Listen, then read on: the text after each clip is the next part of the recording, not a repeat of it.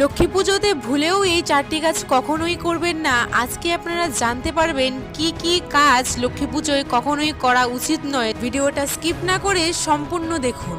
প্রথমত, মা লক্ষ্মীকে কখনোই তুলসী পাতা নিবেদন করবেন না, এতে আপনাদের জীবনে চরম দারিদ্রতা নেমে আসতে পারে। লক্ষ্মী হবেন রুষ্ট, কিন্তু মা লক্ষ্মীর সাথে যেহেতু ভগবান নারায়ণের পুজো করতে হয়, না হলে মা লক্ষ্মীর পুজো কখনোই সম্পূর্ণ হয় না। তাই নারায়ণকে কিন্তু তুলসী পাতা আপনাকে অর্পণ করতেই হবে, এবং সেই তুলসী পাতাটি আপনাকে পূর্ণিমার পূর্বেই সংগ্রহ করতে হবে। এর কারণ পূর্ণিমাতে তুলসী পাতা তোলা নিষেধ। দ্বিতীয়ত, মা লক্ষ্মীর পুজোয় কখনোই ঘণ্টার ধ্বনি ব্যবহার করবেন না। ঘণ্টার ধ্বনি ব্যবহার করলে আপনার জীবনে কিন্তু চরম সংকট নেমে আসবে। তৃতীয়ত, মা লক্ষ্মীর পুজোর সময় কখনো লোহার জিনিস ব্যবহার করবেন না বা লোহার বাসনপত্র ব্যবহার করবেন না, কারণ মা লক্ষ্মীর পুজোর সময় লোহার বাসনপত্র বা লোহার কোনো উপকরণ ব্যবহার করলে সেই স্থানে মা লক্ষ্মী কখনোই বসবাস করেন না।